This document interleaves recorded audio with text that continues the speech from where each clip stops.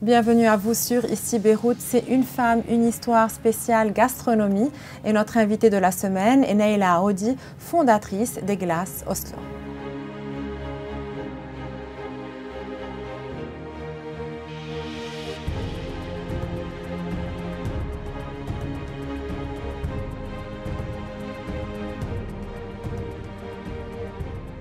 Naila, merci d'être avec nous aujourd'hui. Je vous en prie, c'est un plaisir pour moi.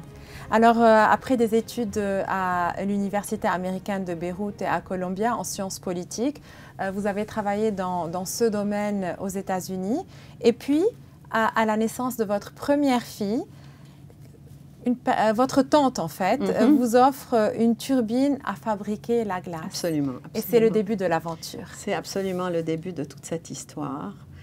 Et en fait, c'est comme ça que je me suis mise à faire des essais sur cette machine. Et c'était des essais plutôt fâcheux parce que c'était pas évident. C'est pas évident. On a toujours l'impression que c'est très difficile de faire de la glace. Mais en fait, c'est une chose assez simple. Et donc, je me suis vue finalement atterrir chez mon ami chef dans un très bon restaurant aux États-Unis, à LA, parce que j'habitais Los Angeles à ce moment-là. Et j'ai passé 2 mois ou 3 mois à travailler, à faire des essais dans sa pâtisserie. Et donc, après ça, j'ai senti que j'avais des ailes qui me poussaient dans le dos. Et j'ai adoré faire de la glace. Et j'ai commencé à faire de la glace tous les jours, sans raison, en fait. Évidemment, je n'avais pas commencé à travailler ou quoi que ce soit. Et c'est une chose que j'ai adorée. Donc, une passion s'est développée, mais c'était comme on pourrait jouer au tennis ou comme on pourrait aller skier. Moi, je faisais 1 glace, 2 glaces, 3 glaces. Et j'étais ravie de pouvoir faire cette chose. Et alors, vous rentrez à Beyrouth et en 1997, vous lancez votre entreprise. Oui, en fait, ce n'était pas vraiment un lancement, c'était vraiment des amis au départ à qui je donnais de la glace. Et puis, je ne sais vraiment pas comment ça s'est transformé en entreprise. Je ne me rappelle même pas de comment... Je n'ai aucun souvenir, mais je sais que c'était un moment où il n'y avait pas beaucoup de restaurants, où il n'y avait pas beaucoup d'hôtels. Et en fait, on est dans la même économie aujourd'hui et je me retrouve en train de faire exactement les mêmes choses combien d'années après.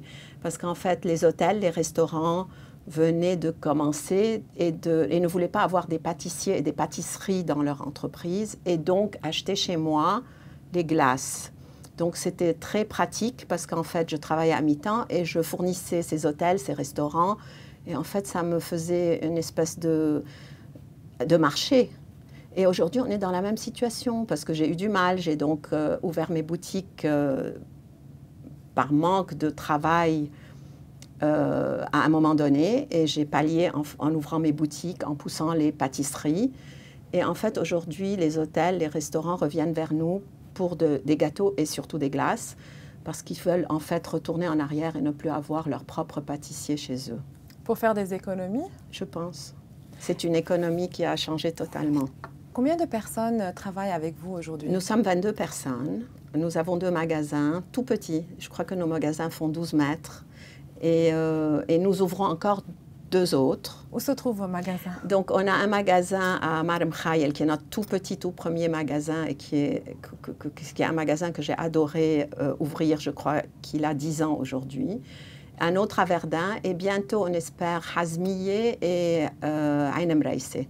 Donc, on essaye de couvrir un peu Beyrouth de façon à ce que les gens puissent facilement avoir des glaces et surtout des gâteaux secs et surtout notre Angel Food Cake qui fait aujourd'hui c'est ça. C'était ma question suivante. Donc, vous lancez votre entreprise de fabrication de glace et puis vous développez aussi pour faire des gâteaux et des pâtisseries. Oui, les gâteaux sont venus un peu aussi par hasard parce que j'avais peur de rester sur de la glace et j'avais peur que la glace soit saisonnière, ce qui n'était pas le cas. Et donc, oui, j'ai développé quelques recettes de famille que j'avais. Et en fait, je me suis rendu compte qu'elles étaient à la hauteur du marché. Et donc, par hasard, on est tombé sur le Angel Food Cake, qui est un gâteau américain, qui n'est plus du tout vendu en Amérique, qui est presque démodé en Amérique. Mais je ne sais pas, j'ai trouvé qu'il était fantastique. Quelle est la particularité de ce gâteau ? C'est un gâteau protéiné, donc à base de blanc d'œuf. C'est un gâteau à 0% de matière grasse. Et c'est un gâteau que j'ai adoré voir grandir dans le four et voir se véhiculer dans les boutiques parce que j'ai trouvé il est à longue durée. Il n'a pas besoin d'être réfrigéré. Il peut être assorti à tous les parfums. On le décline à 10, 12, 13 parfums ou 14. Thé vert, rose, myrtille, enfin c'est fantastique. C'est comme un écrin, comme une base. Et c'est un produit que j'aime et que je trouve magique, qui va très bien avec son nom Angel Food Cake.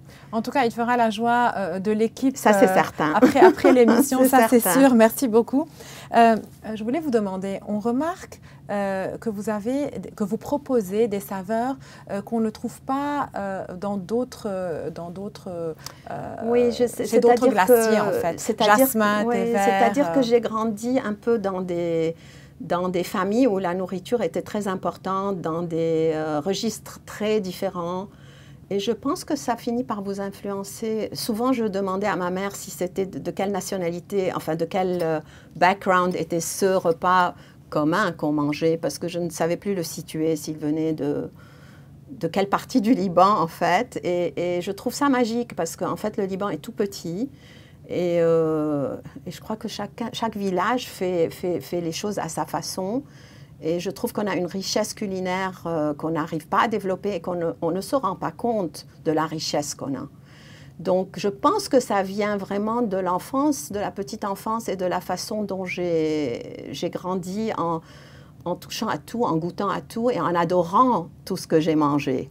Je pense que la gourmandise est une chose essentielle et la générosité, certainement, quand on est dans un domaine qui touche à la nourriture. Bien sûr. Et en revenant vers ces saveurs qui sont rares, en fait, d'où vous puisez votre inspiration? Alors ça, c'est une question un peu difficile. Je pense que j'ai un bonheur et une joie à m'imaginer, à inventer, je ne sais pas, j'adore me retrouver chez moi dans ce petit laboratoire glacé, parce que chez moi, j'ai un laboratoire qui est à une température basse, de façon à ce qu'on travaille la glace et qu'elle ne fonde pas quand elle est sortie de la turbine. Et je ne sais pas, c'est mystérieux, je ne crois pas que je pourrais répondre à cette question, mais c'est un plaisir parce qu'il y a tout le temps une nouvelle idée, un nouveau mélange, de nouveaux essais, et des essais très heureux, parce que je n'essaye pas plus d'une fois un produit, et on le goûte. Mes goûteurs sont mes filles, ma mère, ma famille, mon père, quand il était là. Et on adorait, c'était des séances de pur bonheur. Comme les familles se réunissent le dimanche, je pense qu'on se réunissait autour de la nouvelle saveur que je créais et on décidait si elle pouvait être commercialisée ou pas. Et j'ai adoré cette partie de l'histoire de mon entreprise. Et je pense que les entreprises doivent rester d'une façon ou d'une autre proche de la vie qu'on vit, de la vie réelle. Je pense qu'il ne faut pas s'oublier en chemin. Et je pense qu'il faut rester simple et proche des choses qu'on aime faire et qui nous tiennent à cœur. Bien sûr. D'ailleurs, à propos de la vie, vous avez ressenti la crise économique avec moins de demandes, moins de commandes? Non, certainement, ça a été un pur cauchemar les premières années de la crise. On s'est adapté, on s'est ajusté, le Covid n'a pas aidé, mais je pense vraiment que l'explosion du port de Beyrouth a été une chose terrible qui nous a brisés. Vous surtout, vous à Marem Khayel. Certainement, et j'habite aussi à Gemaizeh. Mais ce n'est pas ça surtout qui nous a brisés. Je pense qu'on a été cassés. Je pense que de tous les maux qu'on a eus depuis qu'on habite au Liban, ou qu'on soit né au Liban, je pense que ça a été le poids le plus grand qui nous est tombé dessus. Et je pense qu'on n'a pas trouvé de clôture à ce problème. Et réellement, tout ce qui s'est passé au niveau économique a été terrible, mais l'explosion a été une chose qui nous a, enfin moi en particulier et beaucoup de personnes autour de moi, qui nous a tirés vers le bas. C'est vrai. Et donc oui, la situation économique était intenable, mais on s'est ajusté. Mais Mais il y a quelque chose de plus grave qui nous pèse aujourd'hui et je pense que c'est surtout cette partie de l'histoire qu'il faut adresser. Bien sûr. Et puis aussi, tant qu'on n'a pas de réponse par rapport à ce qui s'est passé, c'est très, très difficile de se reconstruire. Il y a tellement de personnes impactées qui ont perdu des personnes, qui ont perdu des...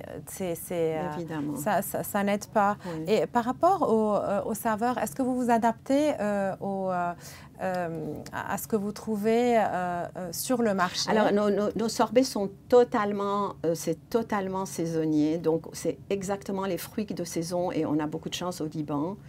Parce que les saisons sont magnifiques et les fruits sont fantastiques. Et donc, tous nos sorbets sont de saison. Et beaucoup de gens s'étonnent que je n'ai pas de la mandarine au milieu de l'été et pas d'orange sanguine. Mais en fait, c'est une chose normale et c'est une chose que j'aimerais maintenir parce que j'aime avoir mes fruits durant la saison à leur meilleur, au moment où ils sont au meilleur d'eux-mêmes. Et par contre, pour les glaces, c'est toute une autre histoire. On peut avoir tous les parfums qu'on veut parce que ce sont des saveurs, enfin, c'est des choses qui sont disponibles toute l'année. Mais je trouve que de garder ces sorbets saisonniers, c'est aussi une chose importante parce qu'en saison, on a envie, comme on est tous au Liban, on a un peu cette impression de vouloir manger des figues en été, des grenades. Je pense que cette manière garde aussi une chose magique par rapport au pays où on vit, où tout est saisonnier. Et vous travaillez avec des producteurs en direct? Je travaille, non pas des producteurs. Moi, j'ai des vergers d'agrumes. Donc, j'ai des citrons, des oranges sanguines, des pamplemousses roses, des clémentines. Et ça, c'est fantastique parce qu'elles viennent directement du jardin et donc elles ont ce goût et cette saveur extraordinaire. Et sinon, non, on travaille avec les fournisseurs du marché et en général, ce sont des fruits saisonniers qu'on essaye d'avoir à leur meilleure saveur. Bien sûr, et ce sont de très bons produits. Pour revenir un peu au développement d'Oslo, vous me disiez tout à l'heure, hors antenne, que vous développiez la marque à l'international, c'est-à-dire que vous allez ouvrir bientôt, à la fin de l'année. Voilà, nous ouvrons à Milan. En fait, mes deux filles se sont jointes à moi. Donc, c'est une histoire de femme. Je ne sais pas, j'aime pas trop utiliser ça de cette façon, une histoire de famille, une histoire de femme, une histoire de hasard qui fait que certaines personnes ont trouvé des affinités et se sont mises ensemble. Et donc, elles viennent de domaines très différents, mais elles ont baigné depuis leur plus jeune âge dans les glaces et les gâteaux et la magie de la pâtisserie en général. Et donc, après avoir fait des petits parcours dans leur domaine, Covid aidant, elles se sont rendues compte qu'elles avaient quelque chose de fantastique là et elles ont pensé se mettre leurs forces à deux et de démarrer, de donner un petit flair nouveau et une petite âme de jeunesse à Oslo. Donc, vous avez déjà trouvé votre boutique? Nous ouvrons probablement vers la fin de l'année à Milan et avec des glaces, ce qui est un peu bizarre d'ouvrir des glaces en Italie, mais nous allons prendre des saveurs qui ne sont pas du tout communes pour essayer de nous véhiculer aussi bien qu'on peut dans ce domaine des glaces qui est quand même un domaine bien fermé par rapport au pays, par rapport à l'Italie. Bien sûr, les glaces italiennes sont célèbres. Exactement, mais nous aussi, notre produit phare va être les Angel Food Cake. Les Angel Food Cakes sont fabriqués comme des panettone, étonnamment. Et ils doivent passer une nuit, je ne dirais pas comment, parce que c'est très particulier. Et les panettone passent la même nuit de la même façon. D'accord. Donc, on a trouvé une similarité entre les panettone italiens et notre Angel Food Cake, à part la forme, évidemment. Et nous pensons que ça va plaire aux Italiens. C'est une bonne idée de commencer en Italie un ballon d'essai pour voir où ça pourrait mener. Je crois beaucoup à ce produit de par sa forme, de par sa légèreté, de par la simplicité de sa composition. Et je ne sais pas pourquoi je le vois comme un très bon complément à la glace. Nous utilisons des jaunes d'œufs dans la glace et nous utilisons de blancs d'œufs dans le Angel. Donc, c'est extrêmement complémentaire. Et je pense que ça vaut la peine de faire un ballon d'essai à Milan. Et peut-être plus tard la France. Peut-être en Europe ou dans les pays qu'on verrait adéquats pour développer ce projet. Oui, c'est très intéressant. Et peut-être plus tard le Golfe, les pays du Golfe. Oui, je pense que pour les pays du Golfe, ça devrait être vu d'un autre angle. Je pense que la production qu'on a est une production très particulière, très artisanale, de haute qualité. Et je crois qu'il faudrait penser à semi-industrialiser notre production si on voudrait regarder du côté du Golfe et trouver le partenaire idéal pour pouvoir développer une histoire dans ces pays. Alors Naila, je vais vous poser la question que je pose à toutes mes invitées pour ce spécial gastronomie. Quelle est la saveur que vous préférez chez vous? Question très difficile. C'est comme si vous posiez la question à une mère de quel enfant elle préfère. Vous savez que ça dépend des saisons et ça dépend des humeurs et ça dépend des pays. Et très difficile de vous répondre à cette question. Maintenant, c'est la guava, parce que la guave est un fruit de saison que j'ai toujours produit à cette saison, mais uniquement pour la famille et les amis. Et je me suis rendu compte que les amis faisaient goûter aux amis. Et là, elle est commercialisée, elle est dans les boutiques, ce que je n'aurais jamais cru devoir faire. Donc, j'adore quand la demande me dévance et m'oblige à faire certaines choses, parce qu'en fait, je n'ai même pas besoin de faire une recherche de marché. Oui, et ça me plaît beaucoup. Les personnes, les clients arrivent et oui, demandent... ils ont goûté ça, je ne sais pas chez qui, et donc ils aimeraient bien avoir ça chez eux. Donc là, vous avez de la guave en boutique, pas pour longtemps, parce que la saison est très courte.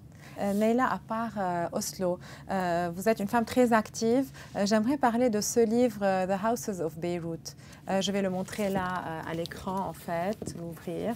Donc ça, c'est un très, très beau cadeau à offrir à vos enfants. Les recettes de la vente de ce livre sont reversées à la Beirut Heritage Initiative, qui a pour but de reconstruire, de réhabiliter et reconstruire les maisons patrimoniales de Beyrouth. Vous pouvez nous en parler? C'est un livre, j'habitais les États-Unis et quand je suis rentrée à Beyrouth, j'ai beaucoup marché dans Beyrouth et je me suis rendu compte qu'il y avait beaucoup de maisons et de quartiers que je ne connaissais pas. Et j'ai repéré quelques maisons que je n'avais jamais vues ou que je devais avoir vues sans penser à les avoir vues. Les couleurs m'ont fascinée, les formes m'ont fascinée et j'ai décidé de faire un livre pour enfants, en fait pour mes deux filles qui avaient 2 ans et 4 ans à l'époque. Et donc ce livre, on l'a fait ensemble, elle et moi, avec Flavia Cozzi qui a fait une illustration magique. Et on l'a fait, je pense qu'en 97, on l'a oublié. Et en fait, après l'explosion, toujours cette explosion, mes filles ont eu l'idée de le rééditer et en fait d'utiliser les profits pour refaire ces belles maisons qui se trouvent dans ce livre et qui se trouvent encore dans quelques coins perdus de Beyrouth. Pour les personnes qui nous regardent, ce sont des maisons qui existent vraiment à Gemmaise et un peu partout à Beyrouth. Je remontre le livre parce que vraiment c'est un très très beau livre et que vous pouvez trouver... Et nous avons déjà reconstruit une maison. Tout à fait. Nous sommes en chemin vers une autre. Et donc, si vous voulez continuer à soutenir, je lance l'appel. Je profite, en fait, pour lancer l'appel. Surtout que c'est la BHI, en fait, qui en bénéficie. Donc, si vous voulez continuer à soutenir la réhabilitation des maisons patrimoniales, il y en a encore pas mal qui ont besoin d'être refaites, reconstruites. Vous pouvez trouver ce livre à la boutique du Musée national, en librairie. Chez nous, en librairie. Et vous avez un lien, thehousesofbeirut.com. Voilà, et en fait, on l'envoie dans le monde entier.